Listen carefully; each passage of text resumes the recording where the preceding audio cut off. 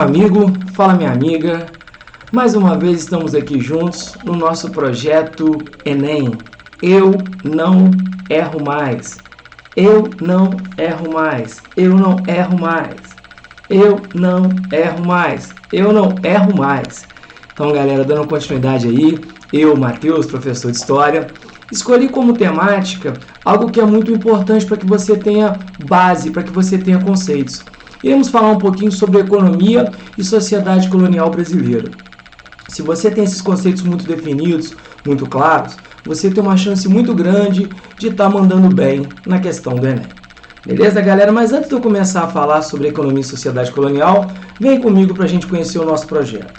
Para quem está chegando, para quem não conhece, eu, o professor Matheus e vários outros, fazemos parte de um grupo chamado Escola Online, onde você vai encontrar em vários canais sociais, como é o caso do Facebook, como é o caso do Twitter, no nosso Instagram, onde você encontra dicas, você encontra quiz, claro, aqui no YouTube, onde você nos segue, e sem vocês o canal não teria propósito algum, porque eu sempre coloco a ideia de que juntos somos muito mais fortes. Então, se você ainda não se inscreveu, vai lá, se inscreva, ativa as notificações, dá um like, porque isso nos ajuda demais. E agora, galera, não sei se você está vendo aí embaixo, nós temos uma novidade muito bacana, a nossa plataforma. Para quem quiser conhecer, vai lá, www.plataformaescolaonline.com.br. É uma novidade onde você vai encontrar o nosso conteúdo meio compilado, para que facilite o seu estudo. Beleza? Então isso realmente fica cada vez melhor para a gente poder atender o seu estudo de qualidade. E para a gente começar, eu faço muito isso. Gente, para quem não conhece, vem comigo e roda a vinheta.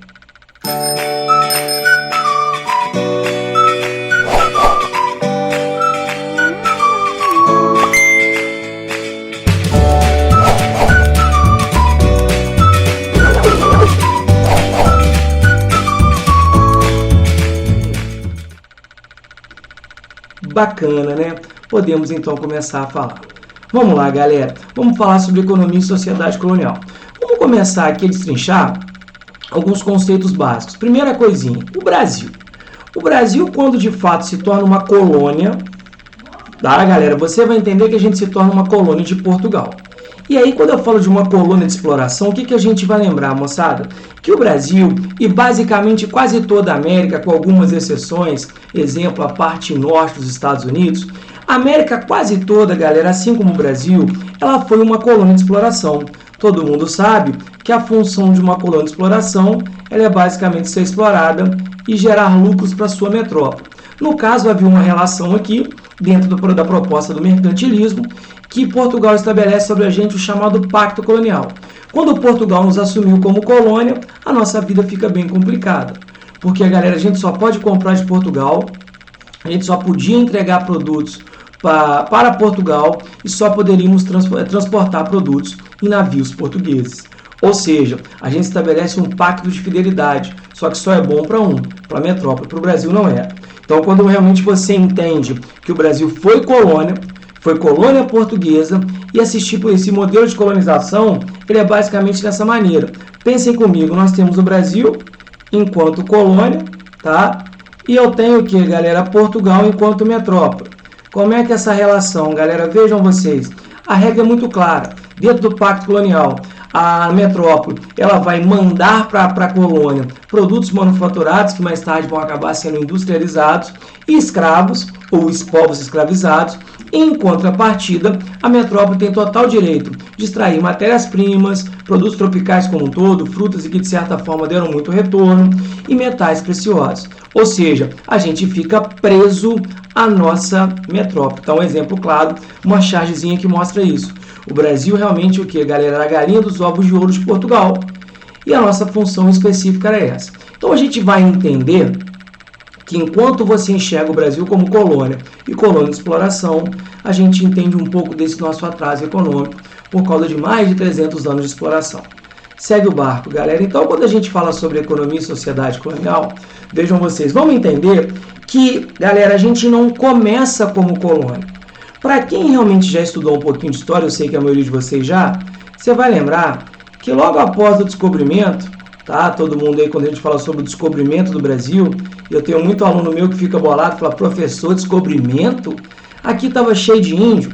Mas quando eles alegam que o 22 de abril, tá? O 22 de abril de 1500, perfeito, galera? Quando então Cabral chega aqui, nos primeiros 30 anos, o Brasil ainda não era a colônia que Portugal desejava. Por quê? Porque nessa época, o grande lucro de Portugal, todo mundo aqui vai lembrar, encontrava-se nas Índias. Então, o que eu costumo dizer? Que nos primeiros 30 anos, o Brasil servia para Portugal como pit stop. Para quem conhece a ideia do famoso pente e rala. Eu passo aqui, pego alguma riqueza e chego para as Índias. É o meu caminho básico. Tanto é que, no primeiro momento, Portugal não dava lá muita moral, ele vai implantar ao longo do nosso litoral as famosas feitorias. Lembra? Para quem conhece, galera, essas feitorias serviam como postos de abastecimento, tá? E que também, galera, vejam vocês, serviam como tentativa de defesa de piratas e corsários que nessa época meio que incomodavam. Então, às vezes, quando você vê uma fortificação, exemplo, quando você vai ao Forte de Cabo Frio, você entende basicamente a ideia de uma feitoria. Era basicamente um local estratégico para que você pudesse abastecer navios que de Portugal vinham e seguiam o caminho para as Índias. O problema das feitorias é que elas eram muito distantes uma da outra, não receberam tanto investimento, mas então no primeiro momento Portugal não está muito preocupado com a gente. Claro que o português não é trouxa. E ao ter, claro, um pouco, não vou falar assim, o português é burro não, às vezes ele é desprovido de inteligência, porque Portugal teve muita oportunidade de estar muito melhor do que está hoje. Mas vamos lá. Nessa brincadeirinha básica, o que a gente costuma falar? Que a gente encontra uma riqueza. A nossa primeira riqueza mesmo, a riqueza pré-colonial, chamado por alguns de Arabutã, por algumas outras tribos indígenas como Ibirapitanga, o pau-brasil é um produto tipicamente nosso. Você vai ver que é diferente da cana, do café, que são produtos trazidos de fora para cá. O pau-brasil não. Planta típica de Mata Atlântica. Galera, o pau-brasil, quando encontrado em grande quantidade, ele começa um pouco a atrair o olho de Portugal.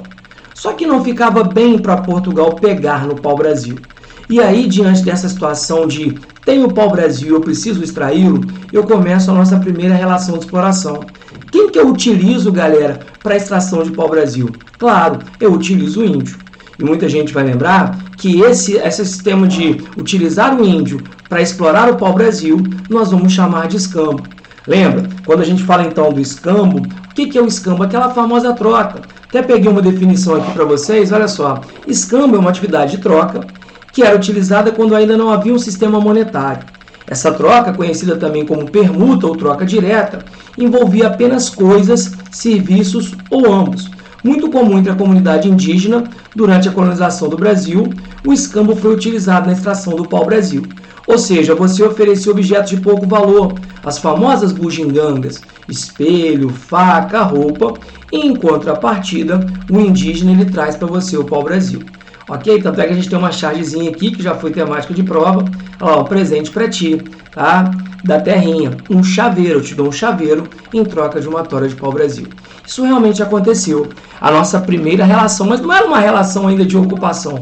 Porque, como eu falei, galera, Portugal ainda não estava dando ao Brasil a devida moral. Mas como Portugal começa a perceber a presença constante de invasores, que são piratas e corsários, quando eu começo a perceber o aumento da concorrência da viagem para as Índias, quando eu descubro que também na parte que pertencia à Espanha, dividida através do Tratado de Tordesilhas, eu encontro metal precioso, Portugal começa a enxergar o seguinte: o Brasil não pode ser apenas o quê? Um pit stop.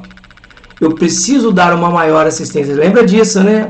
Que quem não dá assistência perde para a concorrência, que às vezes apresenta competência e boa eficiência, fazendo com que então você possa perder a sua decência. Foi o que aconteceu. Portugal enxergou que era necessário melhorar. E aí, galera, o que eu tenho que fazer para melhorar? Eu tenho que investir. E a gente começa a entender que, para o nosso azar, o Brasil se torna uma colônia. Mas como que isso vem através de questões do Enem? Vamos lá, galera? Texto 1. É, pois, que em outra coisa, nessa parte não me posso vingar do demônio. Admoesto da parte da cruz de Cristo Jesus a todos que este lugar lerem, que deem a esta terra um nome que com tanta solenidade lhe foi posto, sob pena de que a mesma cruz que nos há de ser mostrada no dia final, os acusar de mais devotos do pau-brasil que dela. Então, olha só. Beleza, moçada? Estou falando aqui de uma extração, beleza. Texto 2, tá? É deste modo se hão os povoadores, os quais, que por mais arraigados que na terra estejam e mais ricos que sejam, tudo pretendem levar para Portugal. Então o que ele fala? Quem vem povoar, tudo que quer aqui, quer extrair, quer tirar.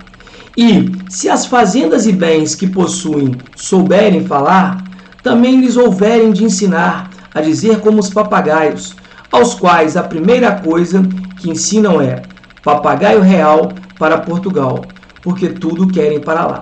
Então estou deixando muito claro o seguinte, o que o texto fala?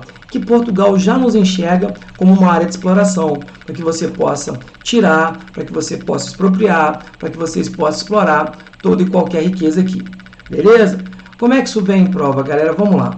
Então é o seguinte, as críticas desse cronista ao processo de colonização portuguesa na América estavam relacionadas à utilização do trabalho escravo. Em algum momento no texto eu falo de trabalho escravo. Implantação de polos urbanos. Gente, sacanagem, né? Então vejam, tá? Devastação de áreas naturais. Ocupação de terras indígenas. Galera, muito cuidado com o Enem em relação a essas questões onde o texto ele te induz a uma resposta. Eu deixo muito claro que ele está falando o seguinte, do pau-brasil, até mesmo do papagaio. A crítica faz o quê? A expropriação, a tomada, a exploração de riquezas locais. Então, são questõezinhas básicas, conceituais. Se você tiver um conceito muito pronto, você não erra, beleza? Porque a letra o quê? Letra E de eu não erro mais, eu não erro mais, eu não erro mais. Fechou? Então, galera, vamos lá, segue o barco. E aí, quando a gente entende que Portugal nos assume como colônia, a gente começa a ter a nossa primeira atividade econômica colonial. Vem aí, galera, a cana-de-açúcar. Bom, quando eu falo sobre economia açucareira, vamos lembrar que a cana-de-açúcar é um produto trazido de fora para cá pelos portugueses, que já, de certa forma, o seguinte, cultivavam esse produto em algumas de suas ilhas, a Ilha da Madeira, terra natal do Cristiano Ronaldo, né, no litoral ali, no litoral em ilhas portuguesas, no litoral europeu, litoral africano. E eu trago para cá, galera, vejam vocês, várias espécies de plantas e animais. E a cana-de-açúcar, um produto que acaba tendo uma aceitação muito grande na Europa, ela vai se adaptar muito bem ao Nordeste brasileiro. Em especial a capitania de Pernambuco. Eu já vi muito aluno com aquela visão preconceituosa, falar Nordeste, que vem à cabeça. Às vezes as pessoas pensam em seca, mas galera, tira isso. O litoral nordestino é um litoral muito fértil. Inclusive você vai encontrar aí na região de Pernambuco, no litoral, olha só, um solo muito bom, que os nativos vão chamar de massapê, e que quando os imigrantes chegarem no Oeste Paulista, eles vão batizar de terra roxa. Eu tenho um clima também que é muito favorável, que é o clima tropical, que para cana é bom, que é quente e úmido. Eu vou ter disponibilidade de terra, porque o português está acostumado a plantar em ilhas, território restrito.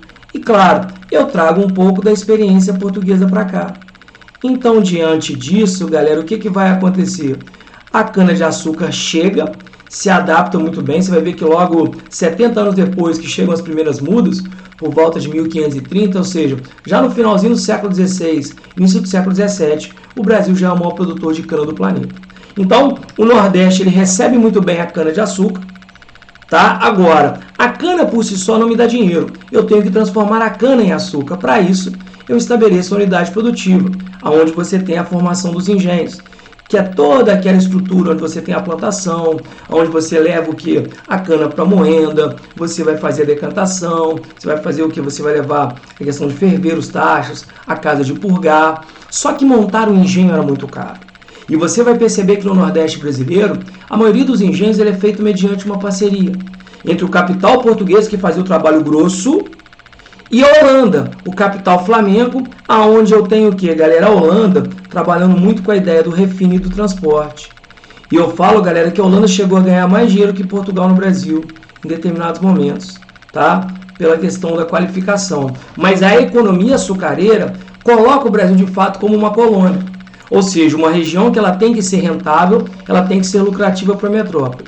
Então, para a gente poder ganhar muito investindo pouco, os portugueses trazem e implantam para o Brasil um sistema que os ingleses já usavam, os espanhóis já usavam, e lembra muito do plantation, tá? Muita gente vai lembrar do rebolation, mas aqui é o plantation. E o plantation é um sistema que é muito funcional. Como que funciona o plantation, galera? Eu vou pegar um só produto, beleza?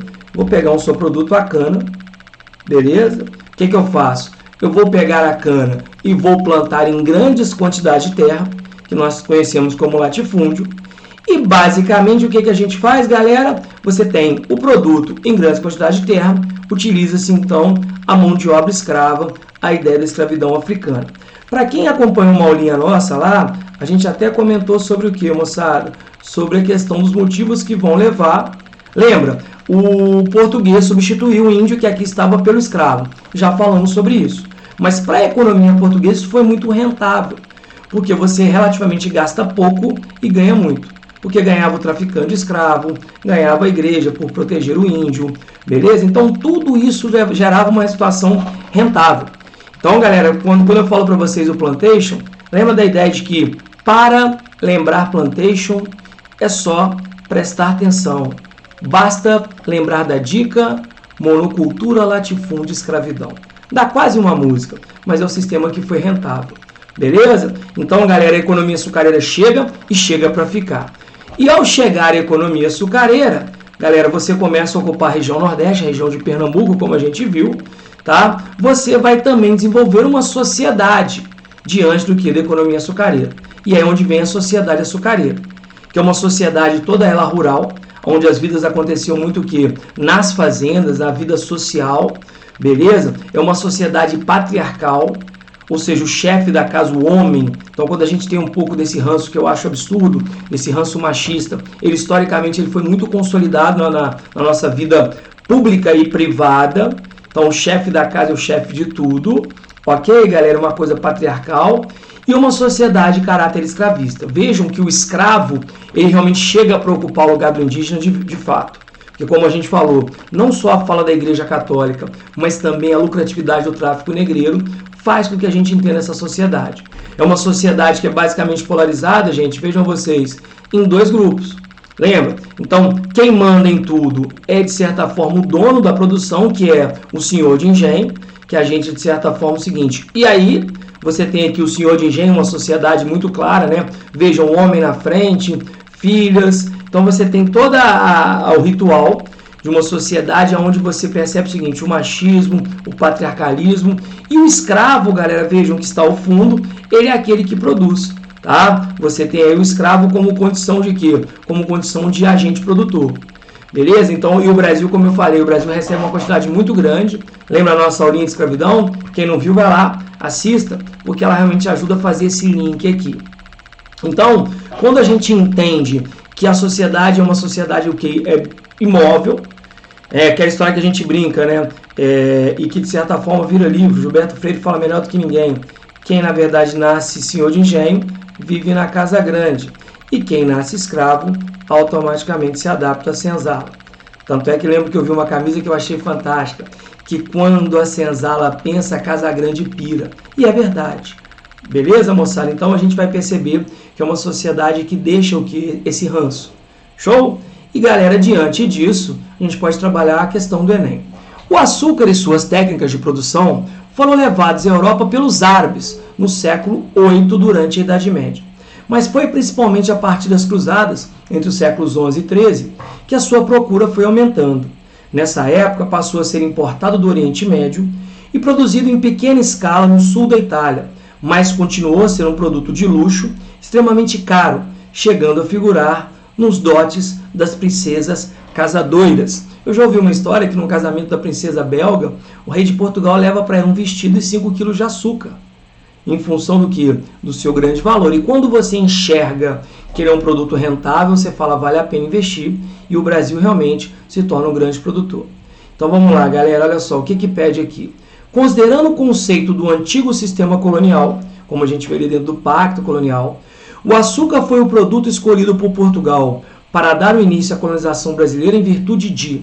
Por que o açúcar, galera? Por que a gente percebeu que é um produto extremamente rentável? Beleza? É um produto muito lucrativo, porque ganhava-se em todas as fases. Então vamos lá, letra A. O lucro obtido com o seu comércio era muito vantajoso? Você fala, opa, isso me atende, mas você quando é letra A não confia, né? Você quer criar problema, então vamos lá, letra B. Os árabes serem aliados históricos dos portugueses? Pelo contrário, vocês vão lembrar melhor do que eu, quando a gente fala sobre a ideia das cruzadas, os árabes foram grandes inimigos de Portugal. Lembra da Guerra da Reconquista? Quando os portugueses lutavam contra o quê? Os mouros, tá? A mão de obra necessária para o cultivo ser insuficiente. Gente, você tinha índio pra caramba aqui. Vai falar que é insuficiente? Era muito mais prático usar o índio, mas não. É muito mais rentável usar o escravo. Então você fala insuficiente. As feitorias africanas facilitaram a comercialização desse produto. Elas estavam em baixa, beleza? Então elas não estavam funcionando, tá? Os nativos da América dominaram uma técnica de cultivo semelhante. Os nativos sequer conheciam a cana. Então eu sei que é o seguinte, galera, quando eu vejo a questão da economia açucareira, eu entendo que aquela que é a mais certa nos atende melhor do que nunca. Show de bola? Então lembra disso, a economia açucareira, ela realmente se torna a nossa primeira riqueza colonial. Bom, galera, seguindo o barco aqui, o que a gente vai entender é o seguinte, olha só, um texto aqui do padre Antônio Vieira. Em um engenho, sois imitadores de Cristo, crucificado, porque padeceis em um modo muito semelhante o que o mesmo Senhor padeceu na cruz, e em toda a sua paixão. A sua cruz foi composta de 2 madeiros, e a vossa em um engenho. Então, olha só, olha a dica, engenho é de 3. Também ali não faltaram as canas. Opa, cana. Porque 2 vezes entraram na paixão, uma vez servindo para o cetro de escárnio, e outra vez para a esponja, em que lhe deram o fel. A paixão de Cristo, parte foi de noite, sem dormir, parte foi de dia, sem descansar. E tais são as vossas noites e os vossos dias. Cristo despido, e vós despidos. Cristo sem comer, e vós famintos. Cristo em tudo maltratado, e vós maltratados em tudo. Os ferros, as prisões, os açoites, as chagas, os nomes afrontosos, de tudo isso se compõe a vossa imitação, que, se for acompanhada de paciência, também terá merecimento de martírio. Galera, a quem ele compara aqui? Quem que está trabalhando no engenho? Quem que está fazendo toda a economia açucareira girar? O pobre do escravo. Então ele faz o quê, galera? Uma analogia entre a paixão de Cristo e a condição do escravo. Gente, bem claro isso aqui. Então vamos lá, olha só. O trecho do sermão do padre Antônio Vieira estabelece uma relação entre a paixão de Cristo e atividades comerciantes de açúcar nos portos brasileiros. Falo de porto aqui, galera. A função dos mestres de açúcar durante a safra da cana. O sofrimento dos jesuítas na conversão dos ameríndios. Nossa, como sofreram, né? O papel dos senhores na administração dos engenhos. O trabalho dos escravos na produção do açúcar. Então, galera, são questões como essa que você vai lembrar que eu não erro mais. São questões básicas, conceituais, que se você tiver uma base boa, que eu sei que você tem, você vai mandar muito bem na prova. Beleza? Então lembra do escravo como mão de obra predominante durante o período colonial. Show de bola? Agora, o que a gente tem que tomar cuidado? Que a economia açucareira, ela é a economia principal. Mas eu tive, galera, paralelo à economia açucareira, entre o século XVI e o século XVIII, algumas atividades econômicas complementares, que foram aquelas que complementavam o lucro.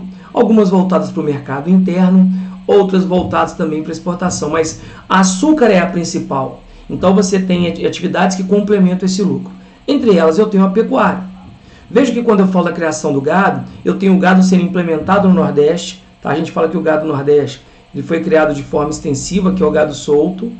Tá? Esse gado inicialmente era criado próximo aos canaviais, mas ele começa a dar problema por pisotear, comer as mudas. Inclusive Portugal cria um documento chamado Carta Régia, lá em 1701, que proíbe os produtores de cana de terem o gado próximo ao canavial. Inclusive lá o gado solto, com a figura do vaqueiro, que é aquele mestiço, ele tem uma participação muito grande na expansão territorial nordestina. Beleza? Você quando vai no Nordeste, algumas pessoas que conhecem o Rio São Francisco como Velho Chico, também o denominam, o chamam de Rio dos Currais. Já no Sul, a pecuária que também chega, e quando se fala em Sul, todo mundo lembra de churrasco, ela já é o que, galera? Feita de uma forma seguinte, intensiva. Tá? Ela é o gado criado preso, só que o Sul, na época, ele é controlado pelos jesuítas, que de certa forma, pelos espanhóis, perdão, né? E que começam a criar lá as chamadas missões, aquelas aldeias, aquelas atividades que o jesuíta. Então, mas a pecuária ela chegou Também na época que a mineração vai bombar, os criadores de gado, né, os tropeiros, levavam o gado para abastecer. Falo também o seguinte, sobre o cacau e o tabaco. São produtos típicos do Nordeste, produtos típicos da nossa região. O cacau com muita aceitação para a questão do chocolate. E o tabaco, muito comum na região da Bahia, ali, tanto é que você tem uma cidade, Cruz das Almas, famosa pela produção do tabaco e que foi usado como moeda de troca do tráfico. O algodão, típico da região do Maranhão, que era trabalhado e cultivado por indígenas, que Portugal até tentou investir, só que acabou por sofrer a concorrência dos Estados Unidos, tá? E galera, a famosa droga do sertão. Antes de falar da droga do sertão, um produto que teve um mercado muito grande interno no Brasil foi a mandioca, tá? Produto usado como moeda. Mas, como eu falei, essas atividades complementam. E quando eu falo de drogas do sertão, muito cuidado porque você vai pensar em narcos. Então, droga do sertão é aquele o quê? É aquele narcótico que eu vou cultivar no interior. Drogas do sertão seriam as nossas especiarias. Produtos encontrados basicamente aonde, galera? Na região norte, especiarias. Vejam que com esse mapinha acho que fica claro.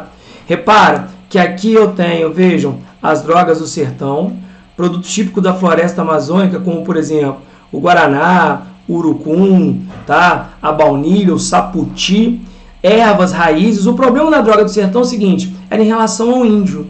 Porque o índio seria a mão de obra mais viável por conhecer o território. Mas se eu utilizar o índio, a igreja vai alegar que não.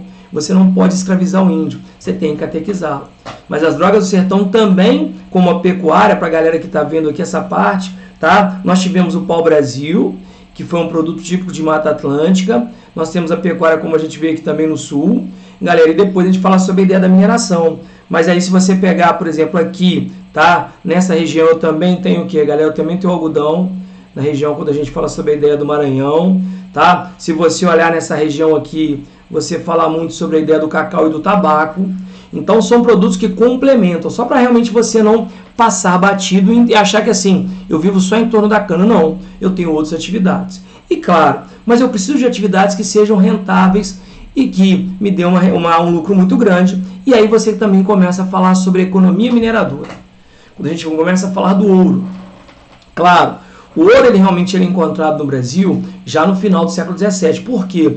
Porque a açúcar ela teve o seu ápice. Quando ela começa a sofrer a concorrência dos holandeses, que depois de parceiros se tornam rivais, que começam a produzir o açúcar nas Antilhas, eu preciso encontrar uma outra riqueza. E aí, galera, a gente vai entender que não tem como eu falar da economia mineradora sem falar do bandeirante. Aquele bando errante, aquelas pessoas que muito tempo lá atrás já acreditavam na ideia do sonho do ouro. O famoso sonho do El Dourado, o caminho dourado. E foram esses bandeirantes, através de bandeiras, que eram expedições particulares e entradas, expedições financiadas pela própria coroa, que acabaram desbravando e ajudando diretamente o que, galera? Na interiorização e oficialmente o que, galera? Na descoberta do ouro no Brasil. Então esses bandeirantes vão provar para Portugal que o ouro realmente existe. E aí, galera, por volta de mais ou menos 1693 a 1695, você encontra as primeiras jazidas de ouro na região das Minas Gerais. Quando há um encontro do ouro, galera, quando há o descobrimento do ouro, a gente vai viver o nosso verdadeiro, né? O americano, ele vive o seu, como eles falam, o seu far west, oeste distante, tão distante. O Brasil, em função do que da descoberta do ouro, também vai viver o seu quê? O seu faroeste. Porque quando eu falo da descoberta das primeiras jazidas, tá? Você vê aí a questão do escravo trabalhando, a gente tem aquelas formas de exploração. Quando você tinha exploração sem grandes gastos, faziam as chamadas faiscações, também chamadas de faisqueiras. Quando pessoas com pouca grana resolviam investir com a cara e com a coragem. Quando você faz um investimento pesado para você encontrar o ouro, por quê? Você encontra o ouro de aluvião, que é aquele ouro que você encontra basicamente no leito dos rios, e o sonho de todo e qualquer minerador é encontrar o ouro de encosta, como diria Djavan, ouro de mina. E aí quando você vai na região de Ouro Preto, Mariana, e você vê aquelas minas que hoje se transformaram em atrações turísticas, o sonho era você encontrar realmente isso. Só que quando eu começo a perceber que há um grande fluxo de pessoas vindo para a região, que era uma região completamente o que, galera? Completamente abandonada, o governo português, mais do que depressa, o que ele faz? resolve criar um órgão. Então, para administrar todo o ouro encontrado, você vai criar a famosa Intendência das Minas. Qual que é o papel? É o órgão, realmente é um órgão ligado diretamente à coroa, é um órgão metropolitano, tá? Então é um órgão que só responde diretamente ao rei, não tem vínculo direto ao governador geral, a capitão, e ele tem o papel de fiscalizar, é ele que concede o direito de exploração às chamadas datas, é ele que vai tributar, por quê? Quanto mais gente chega, galera, óbvio, maior será a cobrança de impostos. E aí a galera vai lembrar o quanto o brasileiro realmente é acostumado a pagar imposto há muito tempo, historicamente. Então todo mundo aqui já deve ter ouvido falar sobre o quinto, que é o 20% sobre o ouro, a finta, a captação, as casas de fundição, a própria derrama. Então quanto mais ouro a gente vai encontrando, maior é a fiscalização, maior a cobrança por parte de Portugal. E o ouro, galera, ao ser encontrado, ele realmente vai mudar a nossa cara. Por quê? Porque, como eu falei, o Brasil vai viver aqui o nosso verdadeiro faroeste. O nosso faroeste caboclo. E aí eu começo a ter o quê, galera? Um grande número de pessoas vindo, pessoas do Nordeste, pessoas do Sul, pessoas da Europa, em busca do sonho do ouro, a febre do ouro. E aí eu começo a ter uma urbanização meio desordenada. Vejam, não é uma coisa planejada. A gente tem o quê? Surgimento daquelas vilas, a galera que conhece Ouro Preto, você tem o centro histórico, mas ali é Ouro Preto novo. Ouro Preto surge em barrancos. Então há um realmente crescimento desordenado, uma urbanização sem projeto, mas porque vem gente tudo quanto é canto. E claro, em busca do ouro, você realmente o que acaba vendo a questão de conflitos. Muitos vão lembrar aí sobre os conflitos como a Guerra dos Emboabas, lembra? Do conflito entre o paulista, o descobridor, o bandeirante, que é o bandeirante, ele vem da região de São Vicente, que hoje é São Paulo. Então os paulistas, os bandeirantes, alegam ser dono do ouro porque eles descobriram, enquanto por sua vez o português fala, não, o ouro é meu porque a terra é minha. Então houve um conflito pela posse, como também teve o que, galera? A revolta de Filipe dos Santos, também conhecida como revolta de Vila Rica, onde um grupo de mineradores fica indignado com a criação das casas de fundição. Então, como eu falo, o ouro ele gera conflitos também, ao mesmo tempo que ele vai realmente fazer com que Portugal mude o seu interesse econômico em você transferir o eixo Nordeste para a região Sudeste. A prova disso é que quando você transfere a capital, que era Salvador, sede do governo geral, trago para o Rio de Janeiro. Por que o Rio e não Vila Rica, atual Ouro Preto? Rio é a zona litorânea, que facilita o controle da saída e de entrada de produtos. Perfeito? Então a gente começa a entender que, claro, o ouro traz a interiorização. Aqui você tem um mapa para realmente entender o quanto o ouro, e aí você tem outras atividades que também facilitam, você vê a pecuária, você vê as drogas do sertão, e o ouro ele tem um papel fundamental. Então, galera, o ouro realmente ele existe na realidade da economia brasileira. Ele vai demorar um pouco porque a economia açucareira ocupou esse espaço. E paralelo à economia açucareira, você tem a economia mineradora. Surgimos com uma sociedade mineradora. Ela é uma sociedade diferente da açucareira porque ela é muito mais urbana. Tá? É uma sociedade que você entende a presença de uma classe média. Tá? Porque lá você fala muito do senhor de engenho escravo. Aqui você tem um grupo intermediário porque você tem uma elite, que são aqueles funcionários do governo, os grandes mineradores. Você tem um escravo, que continua sendo o que, galera? A base. E você tem aquele grupo intermediário, que é aquelas pessoas que realmente, eu falo muito isso, a geografia meio que dá esse toque, que onde há urbanização, existe a ideia da classe média. A classe média está muito vinculada. Então são pessoas que às vezes não ganhavam dinheiro diretamente com ouro, mas, por exemplo, é um comerciante, é um artesão, é um cara que às vezes é o seguinte, ele está ali, coisa que você não vê muito na sociedade açucareira. Tá? É uma sociedade ainda de base escravista, para você entender, tá, galera? Olha só, tá no ano da independência norte-americana, olha a população negra no Brasil, é absurda, os escravos ainda são a grande maioria, tá? Você tem brancos e pardos, então você percebe que a mineração ela realmente começa a gerar, a gerar uma maior mestiçagem, e junto a ela você também tem o que, galera? Uma expressão artística, vejam a literatura e a história dialogando. A ideia do barroco mineiro, como por exemplo, o Aleijadinho, o mestre Ataíde, que vão realmente fazer da arte, né, uma arte com caráter religioso. A ideia é muito ligada à ostentação, o barroco faz muito disso, mas essas pessoas aqui, esses grandes gênios, eles o que, galera? Vão estar trabalhando com a representação religiosa através de figuras humanas. Tem uma imagem clássica aqui, né, moçada, do Aleijadinho, e que mostra realmente o que, galera? A ideia do ouro andando paralelo com a questão da religiosidade. Perfeito? Então, quando a gente realmente for pegar uma questão do Enem, como que eu trabalho? Quando a corte chegou ao Rio de Janeiro, a colônia tinha acabado de passar por uma explosão populacional. Em pouco mais de 100 anos, o número de habitantes aumentara 10 vezes. O aluno falou assim: Matheus, como que eu sei quando a corte chega no Brasil? Olha aqui, ó, 1808. Lembra? A fuga da família real, fugindo do bloqueio continental, tá? Como uma rainha louca, um príncipe medroso e uma corte corrupta enganaram Napoleão e mudaram a história de Portugal e do Brasil. É o Laurentino Gomes, famoso por 1808, 1822 e 1889. Claro, lançou um livro fabuloso, que é a Escravidão. Estou até terminando de ler. Vou até, quem sabe, vai que ele me assiste, dá uma moral, que é absurdo a forma com que ele escreve, tá? Então, galera, eu estou falando o seguinte, de uma explosão populacional, quer dizer, que acontece. Então, olha só. A alteração demográfica destacada no período teve como causa a atividade. Que alteração demográfica? Explosão populacional. Ou seja, o aumento de pessoas na região. Galera, o Rio de Janeiro, capital. Por que a capital é o Rio de Janeiro? Por causa do ouro. Então, olha só. Galera, cafeeira, falando do café, industrial, canavieira, manufatureira. Então, gente, eu estou falando do quê? Eu estou falando da atividade mineradora e o tráfico de escravos. Sede bem certo.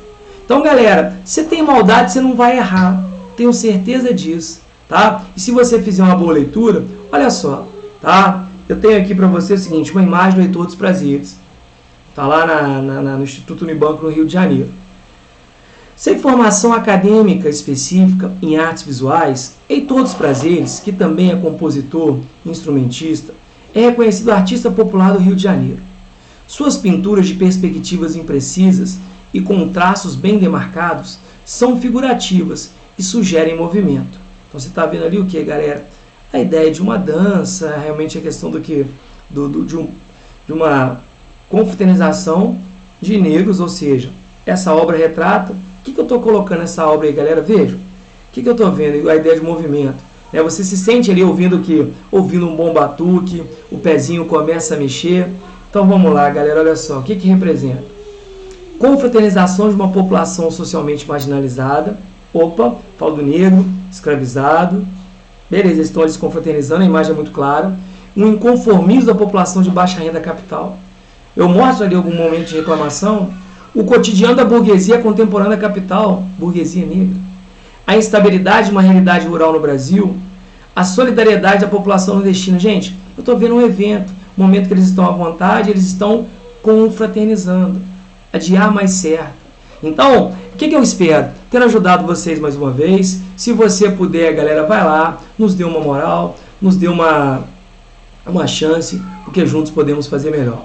Meu muito obrigado, fiquem com Deus e até a próxima. E lembra, eu não erro mais.